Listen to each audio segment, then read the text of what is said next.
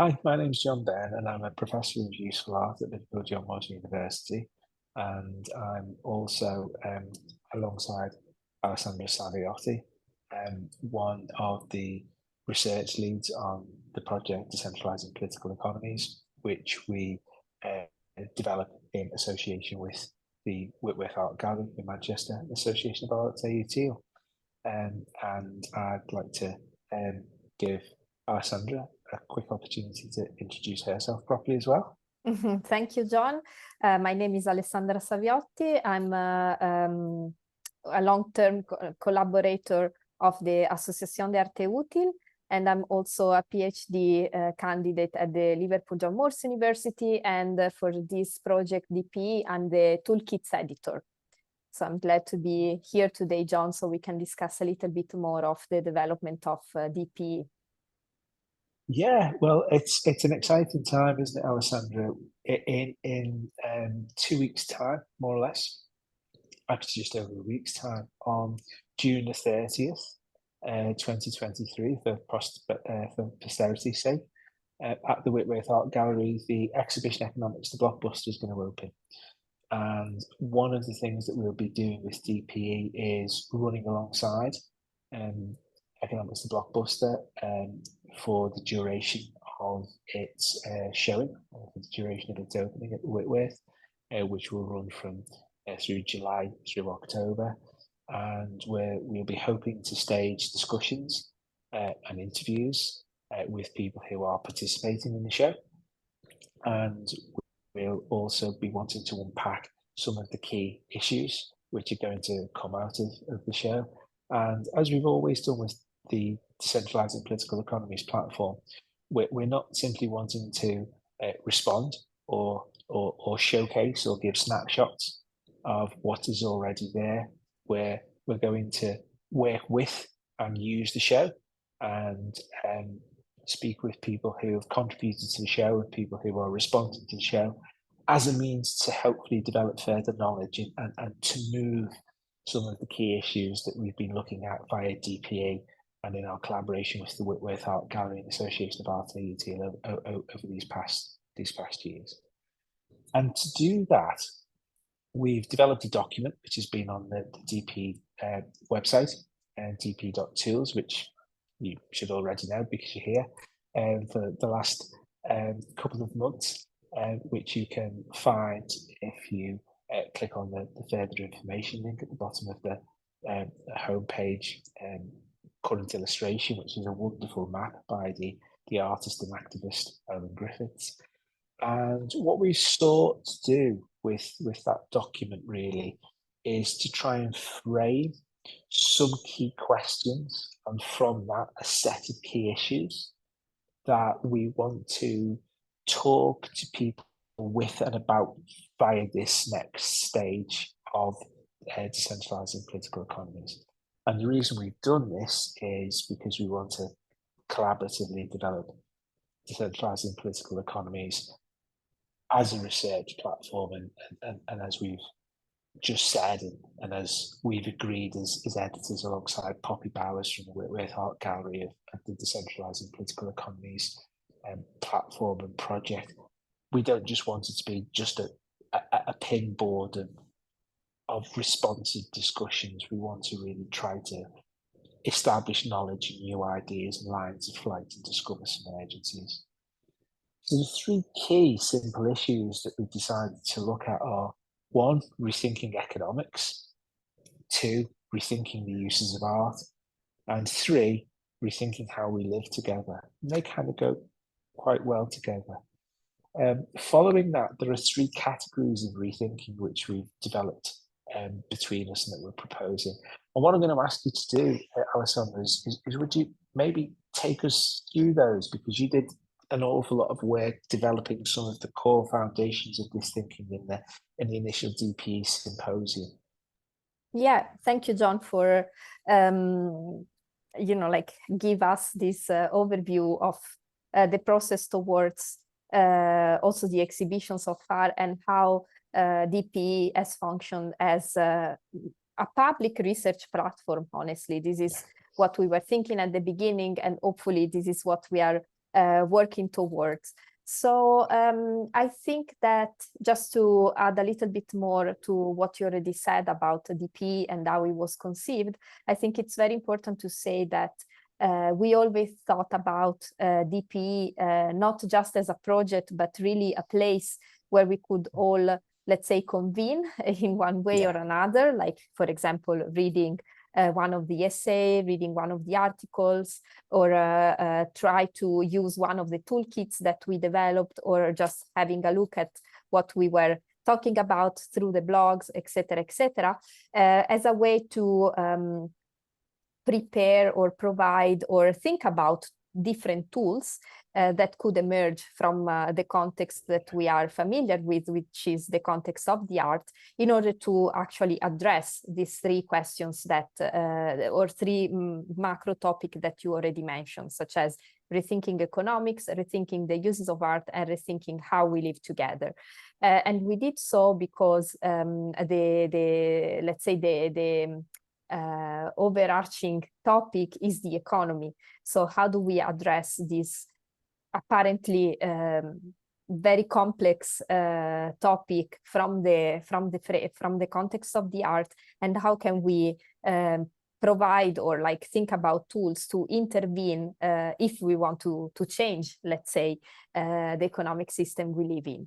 So starting from the platform, we then said, okay, let's try to convene together, and let's develop a symposium that we use the word symposium because we could not find another more appropriate word for what we were trying to do. But first of all, we decided to work over the span of 2 months, 1 month and a half, 2 months, and to develop like a conversational platform, but also a more practical platform to address these questions. So what emerged from the symposium was definitely not a solution on how to rethink the economy, but rather other, let's say, questions or other suggestions that we had, both from the speakers, the panelists, and the artists that we invited to develop these, let's say, conversations with us, this workshop with us, but also from the participant. And I think that, or from the attendees. So I think that was already a very important step towards thinking about DP as a real, let's say, platform, or a real place, let's say, virtual place, but also physical place in the moment that we are going to convene for the exhibition, to actually activate this, let's say, test, these exercises that we also developed during the symposium. So said that, we decided also to, you know, like take a moment to think about this document that you were mentioning earlier, that is on our library, to isolate also other questions rather than answers that could also be addressed in the future. So, well, the first step would be through the exhibition, but also there are many questions that could also be used in the future through DP to develop something else. For example, other toolkits or other essay or projects simply. So one of the action also that we thought about developing after writing this document that could summarize the past 3 years really of work around DP, we invited a respondent who is Dr. Dani Admis. She works as a researcher, curator, and she's based in Edinburgh. She was one of the attendees of the symposium, and then she became really a collaborator of the platform and of us. So she decided to address, let's say, the first cluster of questions under the umbrella of rethinking economics. And she specifically decided to respond to one of the questions that we wrote down, which is, how would we begin to develop more pluralistic ways of seeing, using, and participating in this complex and often hidden social economy? which is like all of the questions are really important and compelling, but I think this is one of my favorite, let's put it like that, Yeah. because it highlights how somehow we think about the economy as a sort of hidden social economy while it's so visible, because we are all let's say influenced somehow, and we all have to deal with the economy in our own life. And she decided to address this question and to answer this question, proposing one of her way and one of her tools, which is a project that she curated over the past 3 years, which is called Sunlight Doesn't Need a Pipeline. So she, let's say, touches upon the question, considering also one of the big issues of our time, which is the climate emergency. So how can we deal with the climate emergency? What can we learn from our collaborators? What can we learn from the art field, for example, in try to give an answer or address this issue? I think that's a really good overview of some of the key questions that we're wanting to ask. And also, you've also kind of provided a toolkit of how we're going to go about asking these questions as well. As you say, Danny's somebody who's convened with us via the DP symposium, and her response to some of the key questions that we've posed, and her choice of that particular issue in particular has given Danny Agnes the opportunity to drill down into some kind of key issues on this platform, whilst at the same time, as you're saying, opening the door for us to rethink with Danny how one might begin to work through a thorny and knotty issue like that. One of the things that's coming up to kind of help and participate in the development of it over these next couple of months, and then onwards into the future after the exhibition itself has come to a close in October, when we'll undertake a review of the material that we've already looked at and the questions that we've asked before we set a new set of agendas, is really how we go about trying to work together to do something that we all know. On one hand, the economy is such, as you've just really clearly intimated, such a big and complex and overbearing issue under the conditions of neoliberalism. It just is the operating system now, like it or not, that we work within. And lines of resistance and ways of thinking forward and the possibilities of alternative futures themselves have to begin with a renegotiation of that toolkit of occupation. I personally don't think one can see any other starting point for change besides admitting that we now have an asymmetrical battle with this occupation of neoliberalism. Because of that, it's really, really tempting to say, this is too big, it's overbearing, it's everywhere. And that, by doing so, we fall into the trap of a kind of conscious complicity, which is then used very ruthlessly, especially by alt-right populist politicians, to give us a kind of strange version of that initial 18th and 19th century liberalism, which said, the economy's simply got some kind of mind of its own, kind of controlled by it. And obviously that's something that none of us would agree with, because we have agency.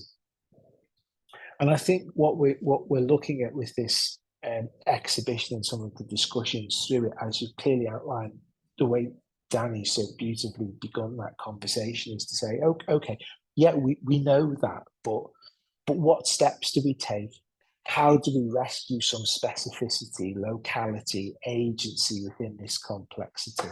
And how do we use art as a social tool of engagement to redress some of these balances and empower us all with a kind of agency. And for me, I think the key to that, which you've also just really clearly mentioned, Alessandra, is constantly reminding ourselves that the economy is complex and it's not just money.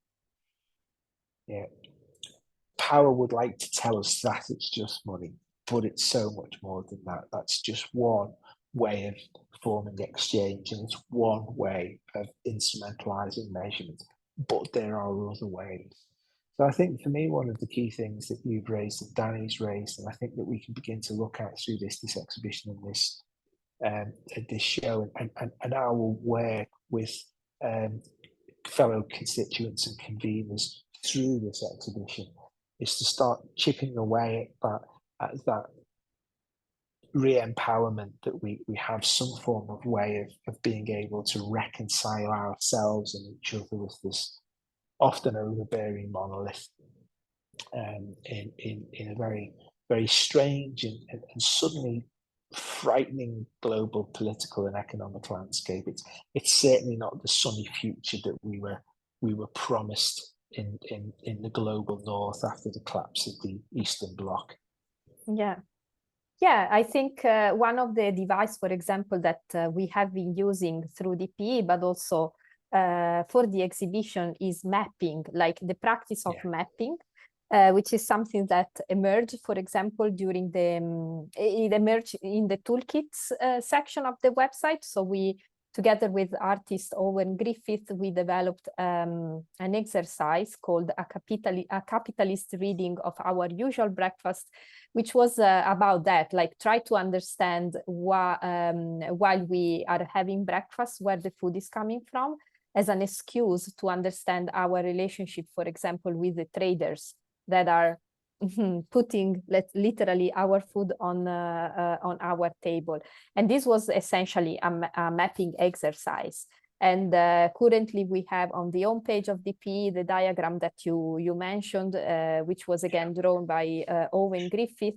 It clearly maps his practice connected with the project throughout the years. I think he started it in 2011, and then he's been keeping updating this map, this diagram. And one of the practice that it's in development with the Economics Develop Buster, and then will grow also over the course of the exhibition, is this mapping exercises developed by the Central for Plausible Economies, for example, that are about that, like mapping the economy, but starting from ourselves, or like a particular project, for example, and try to expand and to see what are the relationship with the economy, you know, like with this entity that we think that is so far away from us, but is actually very connected to us as individual, but also as a group of people, as a collective, etc. And I think with the exhibition, just to go back a little bit with to the relationship between DP and the Economic Development Buster, is that the projects that are going to be included in the exhibition are literally the materialization of how we can do things differently with respect to the economy. So it's true that art is about imagination and imagining something else, but let's say that the route that we would like to take from now on is, okay, we can imagine a new way of thinking about economy, for example, and we can do it. Because the projects that are included in the show, they are not just, let's say, a speculation or like a proposal, but is actually something that was imagined by a group of artists, was then tested, and then was implemented and is working. So I think the path that we started with the DP in 2020 and led through the exhibition in 2023, it's actually quite important as a way to, you know, like make research public and also give a feedback to this research as tools. So we can use, we discussed already, for example, in the blog with Alistair Hudson, how an artwork can become a manual, or how an exhibition can become a manual for the future. And somehow, hopefully, Economics the Blockbuster would be a proposal to do so, to use these artworks and projects as manual to change something. Absolutely.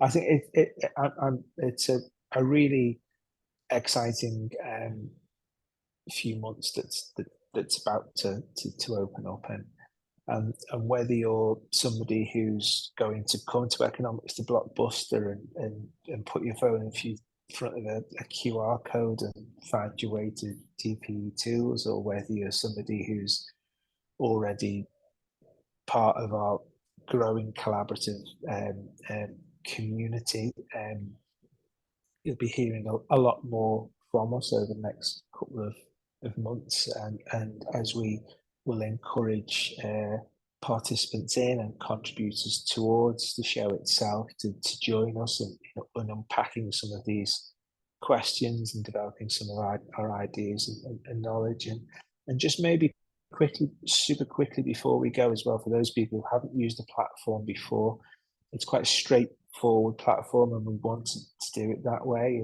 You've mentioned the library and the toolkits, and if you look at our website, on the top left, you'll see an info tab which will give you basic info. On the top right, you will be able to click on our library, which will take you to a kind of an intentionally hodgepodge collection of different articles, drawings, provisions that we wanted to develop, like it's the kind of library that you might have in your own place at home.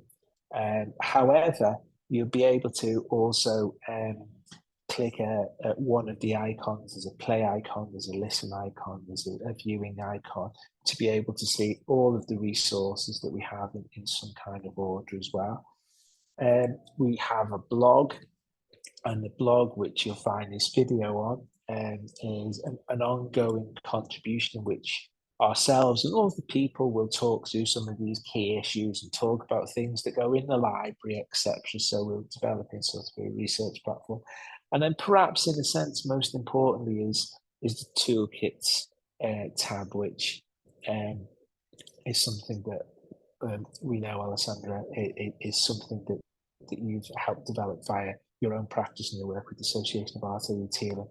And we hope over the duration of this exhibition and beyond, that will grow into a resource of provocations and manuals and plans and recipes, if you like, for how people might be able to activate uses of art in small, local, or more ambitious ways, to connect themselves with each other, with their communities, into these broader questions. So yeah, we're really looking forward to re-engaging and taking the next step with this research journey, and to try to develop this platform in a meaningful way. And maybe before we go for this iteration of the reintroductory blog, I'll hand over the last words, of course, to you, Alessandra. Thank you, John. Well, yeah, just to say that DPE, it's really something that developed over time, and we had a certain idea in mind, obviously, because we built, let's say, the infrastructure to accommodate these resources that you just mentioned. But where it's going, I think it's pretty much open to also usership, right? So to the use of the website, to the use of the toolkits, to the readers that are going to read perhaps the articles and then maybe also respond spontaneously to them. So I'm really looking forward to the exhibition, and also to see how DPE is going to function as a sort of fil rouge, no? Like a common thread between the different projects and the different topics that are going to be discussed and built upon through the exhibition. So yeah, I'm looking forward to the next 3 years then, because now we are in the third year from the birth of DP. So I'm looking forward to the next 3, let's say. Yeah, I totally agree. Alessandra, thanks very much as always for so clearly and beautifully laying out some of the terms and conditions and what we're trying to do and some of their ambitions and their relationship to usership and use as well. And yeah, looking forward to the exhibition itself opening and being back soon, talking with yourself and us talking with other people and getting on with this wonderful research job in hand, which is working with DPE as an ongoing and open research platform between ourselves, the Whitworth Art Gallery, and the Association of Art Theatre. Sure. Thank you, John. Thank you, Alessandra.